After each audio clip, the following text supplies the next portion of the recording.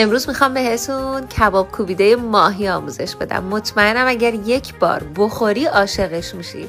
برای درست کردن کباب کوبیده ماهی کافیه که از فیله ماهی یا ماهی قزل استفاده کنی که به راحتی میتونی فیلش کنی.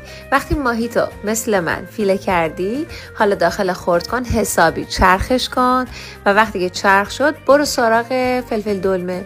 میتونی فلفل دلمه سبزم استفاده کنی. فلفل دلمه هاتو خورد کن، چرخ کن. نوبتی هم باشه نوبت پیاز و سیره. پیاز و سیرت هم چرخ کن، بعدش به گوشت ماهی چرخ شدت اضافه کن. ادویه ها رو تو کپشن نوشتم، یه سر به کپشن بزن، حسابی ورزش بده. یه تابه بیار، کفش روغن بریز و گوشت رو کفش صاف بکن. حالا مثل من میتونی شیار ایجاد کنی یا اصلا تو تابه هایی که خود شیار داره و گریل هستش بذاری.